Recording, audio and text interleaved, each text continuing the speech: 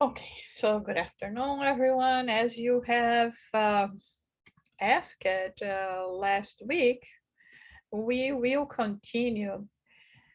uh, continue having or studying some other subject that I think it's very important for us as well. And we have chosen for this week, and I think we will go till next week. It's going to be a 2 week study. We will be talking about Nosso Lar, the book Nosso Lar, the spiritual colony Nosso Lar.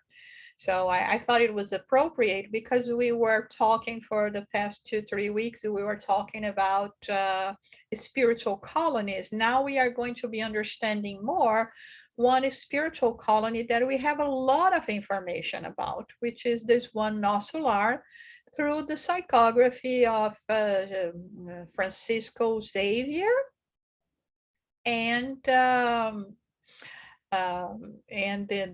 spirit Andrea Lewis. Okay, um, so the idea here is not for us to tell the story of the book. So for those who already read it and actually several times or watched the movie, which I do recommend, I mean, and it's a movie that you can watch as many times as you need because it's quite interesting and you can, watch 1 year, then the following year we can watch this again. So the idea is not to talk necessarily about the content, the story that we have related, that we have all in the book, but to highlight certain points that Andrea Lewis makes when he's talking and describing this spiritual colony that was where he went after a while upon returning to the spirit realm. Marley, I think we lost Marley here. Anyone would like to say something at this point, or just go on? We just go on. Okay. All right. So let us continue then. The medium, like we said, is Francisco Xavier. He lived for 92 years and was a very, very dedicated person to trying to help others in each and every sense. Since very early, about 4 years old, he started having, visions of the afterlife, visions of the spirits, and he continued with that and working hard without any kind of personal rewarding, in the sense of financially personal rewarding, just for free, to bring all of those accounts that he was able to live himself as a medium, and that was related to him as well. The author is Andrea Lewis, the spirit that we will be talking a little bit more about it alongside our presentation. As we all know, the spirits are able to communicate, and some of them fortunately come to us to tell us and to try to explain to us what is the purpose of life and what life in the afterlife actually means. The one that has organized everything is Emmanuel, the spirit Emmanuel, which is the spiritual guide of Francisco Xavier, as we call him.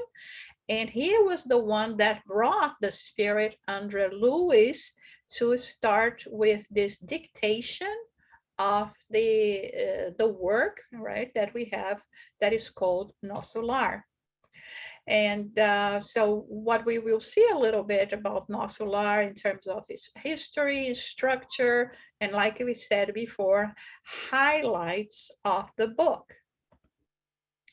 So Francisco Xavier was born in 1910, died June 2002. So this year has been, we will remember that he's passing 20 years that he has passed. His mom died when he was 4 years old. He only had until 4th grade at school. He was a medium, a spiritist. He started when he was 17 years old.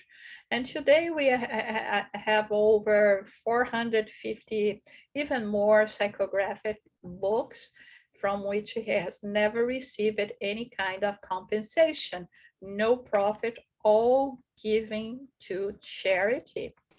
And he was even a Nobel Prize nominee, Francisco Cândido Xavier, which is not everyone will remember that there was an application for him for the Nobel Prize of Peace due to the benefits he promoted, and his works it still promotes in relation to people and helping in Brazil.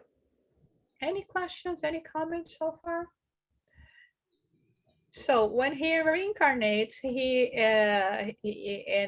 had his mentor Emmanuel designated to follow him in what, of course, was something that didn't happen by chance. There was a lot of preparation for him upon his return here on earth in order for him to be able to fulfill everything that he was committed to do and to accomplish. And so during his whole life, he had the support and guidance of this spiritual mentor. And sometimes I like to say that many people, when hears about, the Emmanuel and all that Emmanuel did, and the personal achievements of the spirit Emmanuel, say, oh my God, I wish I had a spiritual mentor like Emmanuel. Sometimes I say, I'm not so sure, because he is very, very strict. He was always, and I don't know if it would be possible for us to deal with a spirit that is so much more evolved and serious and committed at this point, right? But in any case, Chico Xavier, of course, was able to deal with that. The book Nosso Lar was written in 1943, which is amazing, right?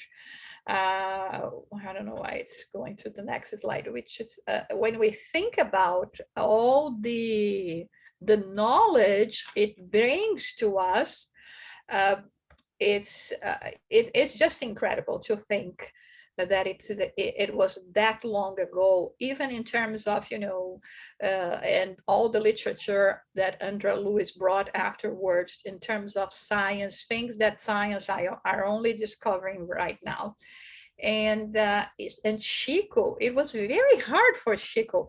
We should not think that this was easy for him. We are talking here 1943.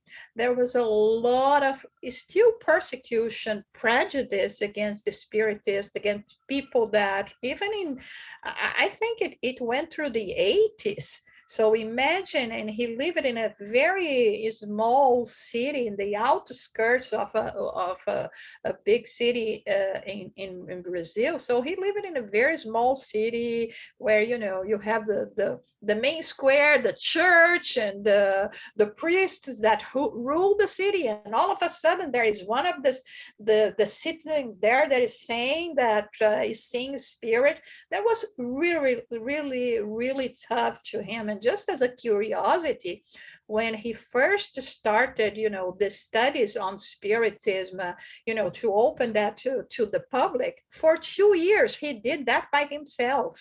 He would go to the Spiritist Center and would be talking alone, and the spiritual manual would say, you go and you do it and you talk it, and people would go by the place and looking at him from the windows and thinking, this guy is crazy, he's talking by himself and all that. So it was not a piece of cake at all, right, for him to do everything that he did.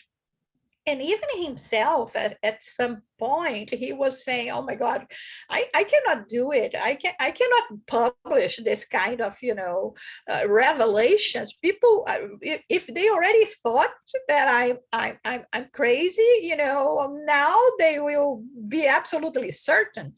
And so it was when he was taken to Nosso Lar, it is said that he even was taken there using the aerobus that we have the description on the book, and he was able to see everything. Actually, one time that I was in Brazil and I went in this region, a friend took me and my husband as well and I to go to a very, a place near a stream of water and a lot of vegetation. We had to walk among the vegetation a lot. And she said, well, this is one of the entrances to Nosso Lar. It was one of the points to go get into Nosso Lar for those who are able to do that. Of course, we couldn't, and we were not in a hurry to to cross over and go through that area. But that was there. They said that there is like a portal, so to say, for the city of Nosso Lar as well, for the spirits. Okay, not for the living, for the spirits. Any comments or questions so far? Okay, so Andre Luis is not his real name. So he in order to preserve, to avoid hurting, like says here, loved ones, he had descendants and still alive. He didn't disclose that much, only that he was a physician in Brazil, that he was married as well. Even, the most common thing that we hear about Andre Luis is that when he describes himself, he kind of mixed up his past two incarnations. So even the number of children nowadays, there is a lot of talk about him being the spirit, the person, Carlos Chagas, the one that discovered the cure for the illness that is known as Chagas, that enlarged the heart. And but if we look at the life of Carlos Chaga and what this Andre Luis describes, is not the same thing, and that's why they say it was mixed up on purpose. So when he appeared to Chico Xavier and he said that he wouldn't disclose his name, and Chico Xavier said, but I need a name. And Chico was in his bedroom, and his brother was there as well, sleeping on the other bed. And then Andre Luis asked, what's the name of your brother? And he said, it's Andre Luis. Okay, from now on, you call me Andre Luis. And that's how we have the name Andre Luis. It was this way that it came up with the name Andre Luis, and we refer to him. And this is interesting because sometimes we want so much to know the names of the spirits. Who is my spirit guide, the one that protects me? It should be enough for us to know that we have a protector. And I mean, we can name this protector ourselves, because in truth we had so many names, and not necessarily even the one that we had in our previous incarnation is the one that we relate more. So that's not really so important. And with that, with this work that is started, I mean, the first publication 1943, Andrea Lewis dictated a series of 16 books talking in details about life in the spirit world. Any comments, questions? Okay. So uh, let's see the notes that Spirit Emmanuel writes in the introduction of the book.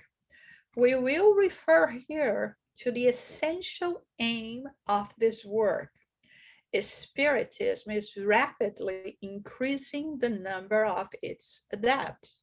Thousands of people are taking interest in its work, methods, and experiments. Yet, faced with a world of novelties, human beings must not neglect their most important goal, their own spiritual growth. In other words, what Emmanuel is talking to us here is saying, I know that when you read the book Nosso Lar, you will be like, um, amazed with all the information when it talks about the architecture of the city and the color of the flowers, the sundown, the sunset, all those things that refer more to the to the exterior life, and understanding that there are edifications, the way they nourish themselves. But he's calling our attention not to lose focus in terms of what is this book, why this book was brought about to us, for us to learn that there is a spirit world, to be sure and certain that we are going to continue existing. And there is a purpose for all that. And the main purpose is for us to really work on our spiritual growth. So don't just be amazed. Oh, it's fascinating and with all things, and do it and miss the point. And the point being, let's do the work. And even in case we want to be entitled in the after death to be in places that is going to be nicer than others, the same thing. And again, it's not a matter of quantity, it's a matter of quality. It doesn't mean how many years we are doing that or not. It's just, knowledge acquired. Yes, it took 50 years for some and 5 minutes to other, like, Dr. Bezerra de Menezes, when he started reading the book in the spirit, the spirit's book, he said, immediately when I read there, when I start reading, it was like I knew everything that was there. So in 5 minutes reading that, he was already there. He already realized it, that was it. The spirit is, you repeat, is Barsanuf as well. Yeah, it's a quite hard name, to, right? Even uncommon in Brazil nowadays. It was the same. He said, as soon as I start reading the book After Death by Leon Denis, it was the same. That made so much sense. And so in 5 minutes also, I mean, so to say, they change it, right? And so he says, we realize that this book is not the only one of its kind. Others have already described the conditions of life beyond the grave. And remember, we mentioned last in our studies on the spiritual colonies, Reverend Owen, Emmanuel Swedenborg, Andrew Jackson Daves, among many others that have described life in the beyond. Nevertheless, we are glad to have drawn to our spiritual circles a spirit who might transmit an account of his own experiences. He gives as much detail as possible, emphasis on as possible, right? To clarify the laws that preside over the efforts of diligent spirits of goodwill in spheres which are invisible to human eyes, although intimately connected with the planet. So again, he's saying it's not because we are not seeing that there are not spirits that are not connected to us, for the good or for the bad, right? Like we know. But this is what he says, that it's one of a kind, because here we have a spirit that is going to describe everything. And actually, in this book, uh, let's say in a way, Andrea Lewis was an open book, right? Completely. He tells us about so much about these experiences, the emotions, the regrets, the excitement with the new discoveries, all of that. Any comments, questions? Yes, I have a question. Mm-hmm. Unfortunately, I just joined because of an emergency. What book are we discussing? We're discussing the book Nosso Lar, but as I said at the beginning, Phil, the idea here is not to talk about the story. The story we can read in the book and watch the movie, but we will try to really highlight some of the important references that Andrea Lewis brings to us, and even in accordance with this comment from Emmanuel, for us not to get too much, into the exterior detail of everything that is described, but really dive with our soul to try to grab as much understanding of what we have to do in terms of spiritual growth and life in the afterlife as well. Very good. Thank you. No problem. Well, remember that I showed that when we were studying the Spiritual Colony and the Spirit's book, we have one comment that says, the spirit world is like a great city where individuals of all ranks and conditions see and meet each other. As in a city, circles are formed by similarities in tastes, and good and bad spirits share the same space without having to interact. So remember, this is that picture that was taken May 6, 2006 in East China's Shandong province, showing a mirage of what looks like a city. And I mean, this is just an illustration that we put it here to understand that we are talking really about spiritual life. There is also another movie that came out years ago that was called What Dreams May Come, that shows, spiritual, the spiritual life, and show the difference between spirits that have reached, have passed over in more difficult conditions, inner difficult conditions than others, and what happens. So it's important for us to understand that death does not give us a sainthood certificate, right? It is what it is. What you see now is what you're going to see there. Okay, no one is going to appear like, oh, and I mean, we cannot fake, right? Because in some places here on earth, we can fake as much as we want, right? I mean, I put a nice smile and people will think that everything is good, but not necessarily, right? So there is no subterfuge in terms of, faking an emotion. Spirits can see us crystal clear. It will reflect on our energy. What is Nosso Lar? It is a transitory spiritual colony in Brazil, is still to progress. So it's important. Here we have a comment that is very important, because it says, even spiritual colonies, they go through progress, right? And transitory, because they go through this change, and they do not necessarily need to stay in that place forever. They can move about the spiritual, like, one day we have a whole city in one area, and for whatever reason, the citizens don't want to live there anymore.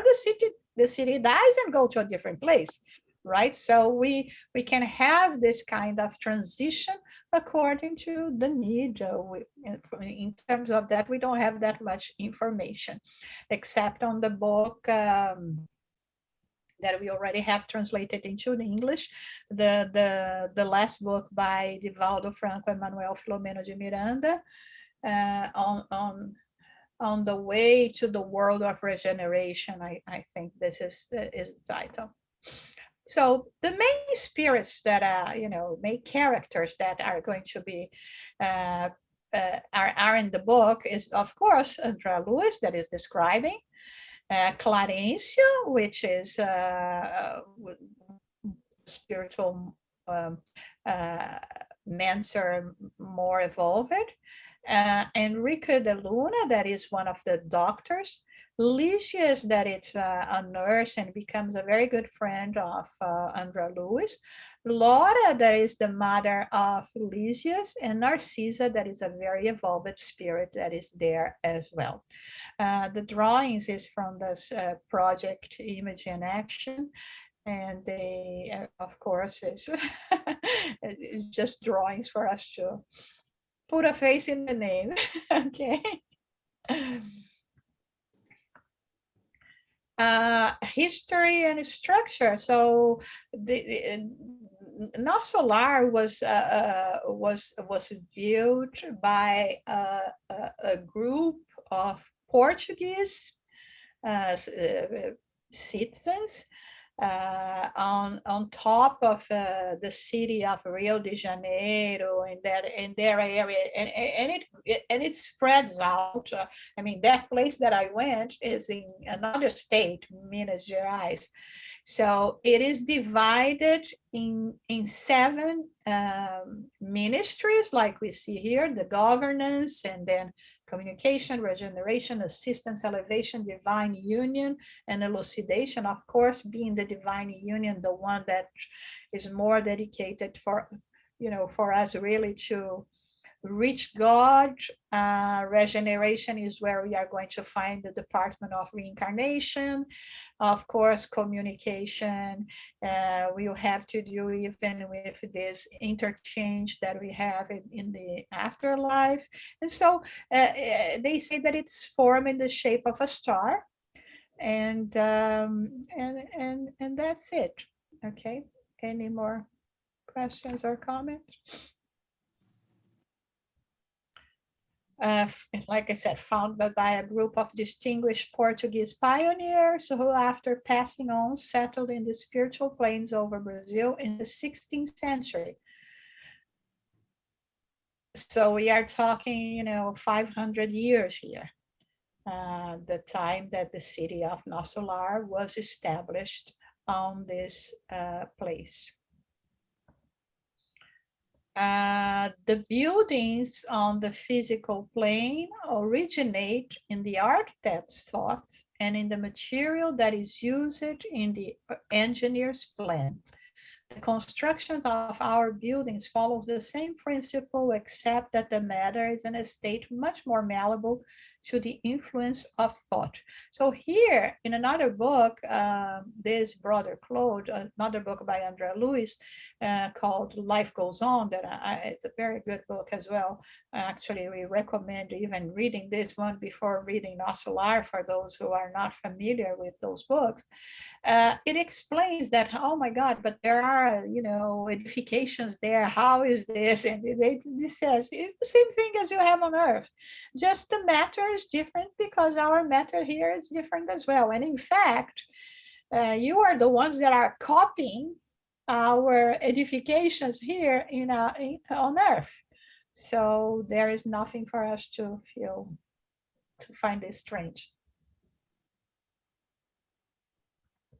Okay. Where is Nosso Lar? Remember that we talked that when we talk about spiritual uh, places, right? Nosso Lar is here where we see this star, the shape of the star, located on the third sphere above the city of Rio de Janeiro in Campos, on the outskirts of Umbral lower zones that we call lower zones. So like we were saying, it's not even in the most elevated realms. And it's interesting sometimes because when we are reading the book and seeing how much harmony they have there and all the workers committed and etc., brotherhood among the citizens, the majority of them, you say, oh my God, this is already paradise. No, it's far from being paradise. It's the minimum that is required from us to really call ourselves civilized people, right? To understand the rights of others and to do to others what we would like others to do to us. So it's not even in a very highly evolved plane, which on another way is very comforting because it's so much attainable for us. It depends on us keep up with the good work, right? So this is we have two books not translated into English that one of them was received by the Chico Xavier and Egorina, and the Spears, Andrea Lewis and Lucius, and the other one is just from Egorina. And where we have the images, they brought drawings, and this is from where we took this drawing as well, okay, for us to understand a little bit of those images from the beyond city and the beyond would be the title of those books. So here it starts the story when Andrea Lewis dies. I remember once I went to Rio, and at the time that I was there, I stayed with a friend of mine, and there was one of the spiritist movies that on the theaters, and I wanted to watch it, and it was. And then I asked my friend, who was not a spiritist, to take me to the movie theater, which was very, very far, actually. And she was a wonderful friend because she took me there with not necessarily that much interested in watching the movie. And I was so happy that I could see it because sometimes, those movies, at least I'm talking 15 years ago, at least they didn't come to the US so often. So, and when we left the theater, she said, Susana, I have to ask you a question. Why in the spiritist movies, it always starts with the main character dying? And I said, well, you know what? You're right. I mean, the main character dies. There is, full disclaimer as soon as the movie starts, because then, what we want to hear and learn is after, is the after that, right? But it stayed with me. And here, of course, in the book Nosso Lar, Andrea Lewis dies at the beginning. And again, those drawings are so incredible. And here is what he says: as I was under the impression that I had lost all notion of time, the idea of space had left me long ago. So when he died, he found himself in a very, very difficult regions. I mean, the lower zones, as he describes here, suffering spirits and gnashing of teeth, the crying, right? And he himself was completely oblivious to what exactly happened to him. If we remember from the book, he was ill. He was suffering a cancer process, and as a doctor, he knew that was not the best prognosis for his, even at this time was even worse at that time. And he went to a surgery and he died in surgery. So this is how he feels and sees himself. And again, this does not necessarily means to be the condition for each and every spirit that is going to die, regardless of the knowledge we have or not of the afterlife. So it's not about knowledge, it's about doing. I mean, if you're a good person, if you're leading a good life in the sense of, uh, productive life, being good to yourself, good to others, chances are we're not going to go there, even if we don't have a definite religion or belief, right? So this is how it is. It depends on our entirely on our behavior, and in which point a belief can help us, because most of the beliefs will kind of try to incline us, to lead a more, righteous life. So it's more about a righteous life than anything else. Any question or comment? Okay. So after a few times have passed and André Luiz was in that situation, in the book, they say 8 years after his passing, uh, there is an indication that perhaps it was only 2, but we don't know exactly. The thing is, he stayed there and he stayed in that situation.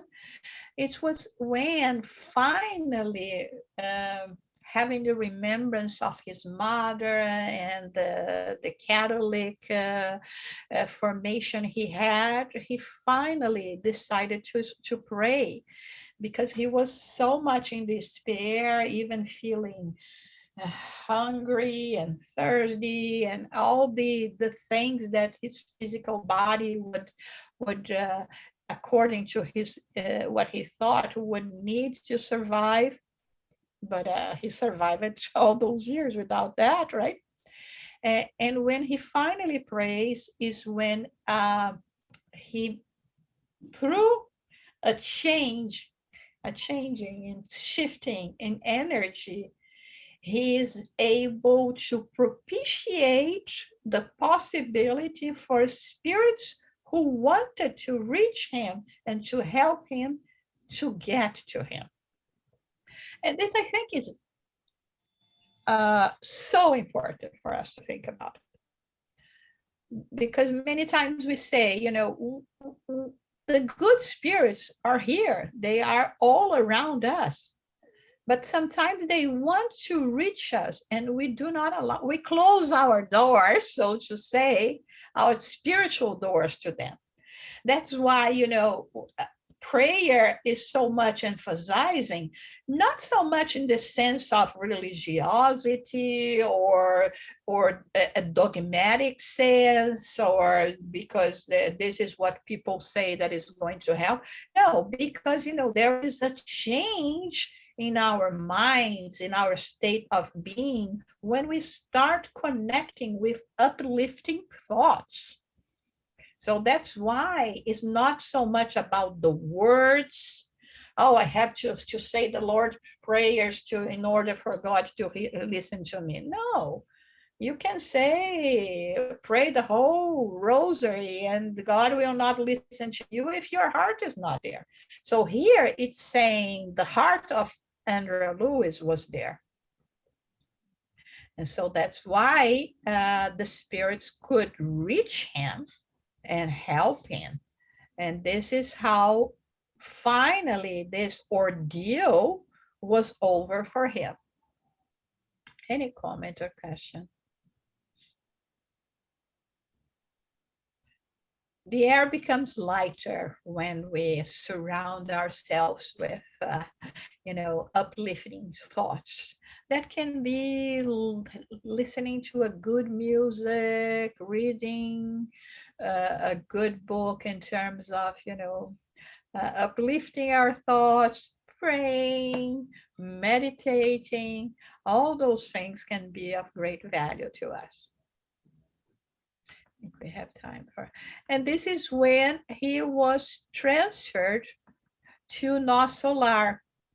And he was so in such a bad shape that he's actually had to be carried on a stretcher. Okay. And the spirit was telling him that every day, both small and large groups of individuals seeking renewal arrive outside our doors. We see that in the book, and life goes on. Clarencio, leaning on a staff, made some kind of luminous substance stop it in front of an enormous door in a great hall wall. When he touched a certain spot on the wall, a wide bridge opened up. Here we also see, when we were talking, that those spiritual colonies, because they are in regions that surrounded by suffering spirits, is not, like we said, a very elevated region in the spirit realm. They have a system of defense. And so not everyone can go there and the doors are open, you just get in, there is all this, uh, those kind of things that are necessary to go through in order for you to get into the city. You really have to have an invitation, right? Any comment or question?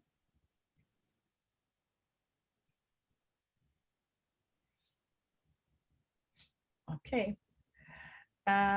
Collective prayer. So here, since we were talking about the importance of prayer, there is this description of the benefits of prayer. Mysterious vibrations of peace and joy floated in the atmosphere, and as the silvery notes died away, a wonderful heart, blue with golden rays, became visible above us in the same distance. Soft music began, seeming to arise perhaps from distant spheres, and suddenly we were showered with beautiful flowers.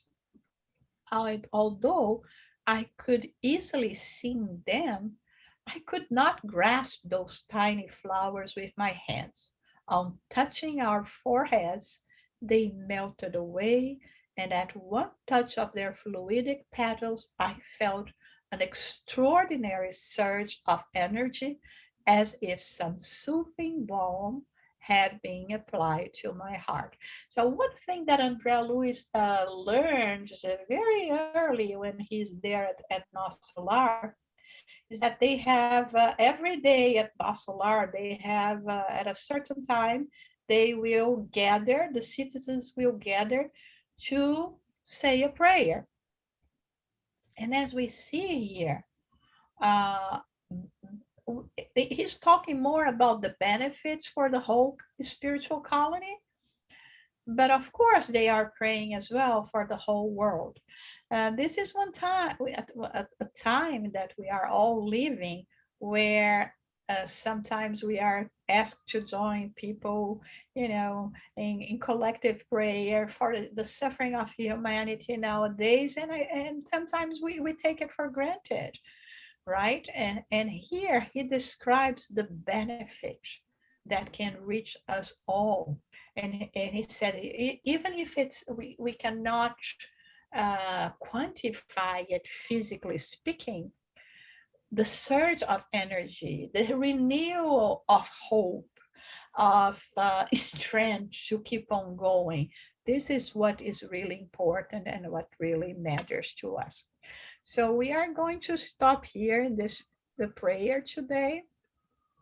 Um, Anyone would like to say anything else, or? Yes, about prayer, these collective prayers. When we pray for someone, and someone is close or so, a lot of shadow around, the prayer cannot touch their soul because we need the person open heart to receive this prayer. Is Uh, this? yes, little by little, Sonia, it will get there. Okay, it will always bring benefit, even if we cannot see it visibly. It's like, you have a bank credit. As soon as you allow, it's there for you to collect. Okay, so it is not lost. And sometimes, the change, like we say, is not visible to our eyes in terms of behavior, in terms of situation. But again, using that analogy of a seed on the ground, it takes a while for us to see finally the seed sprouting and growing, right? But it's there, it's moving, it's just waiting for the right time of the person to come out. And so, yeah, we should definitely, and those are the ones that need even more, right? So I think Jesus used to say, what benefit are you doing if you just love those that love you back, or something like that, or are your friends or your family? We have to go towards the ones that are really in need. Like you used to say, I didn't come for those who are not ill. I came for the sinners and the ill, right? And so it's the same thing. So let us not lose hope and keep on doing what we have to do. Yeah, because they need more, right? Mhm. Jasada, Yes, you mentioned that the city over, 500 years. no, the city was established by Portuguese in the Yeah, 16th century. Is there yeah. any information on earlier similar type cities being established? Not that I know of, but for sure is the same thing, for sure is the same. I think that if we research well, we will see in ancient times, people describing, even in the Greek, if you think about it, we talk about the Olympus, right? The city of the gods. This is a spiritual city, right? I mean, this is the way that they describe it. Even when they describe it, the Hades, okay, they are describing what today we would say earth's crust, or the abysmal zone is the same thing. So, but not as clear as we have in those books, definitely not. And I mean, and even in this way, it still doesn't make sense to many people. Of course, we would only think that in the ancient Greek times, it was even harder, right? Imagine bringing all this knowledge at that time. So now at least there is more possibility for us to do that. Do we have any contacts with spiritists in Greece? The reason, Uh, the reason I ask is I'll be there in September. I'll try to find out. I don't know of any spiritist center established.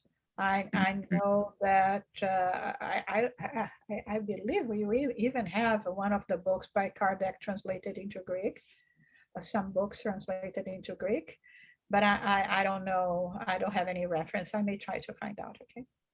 Thank you. Okay.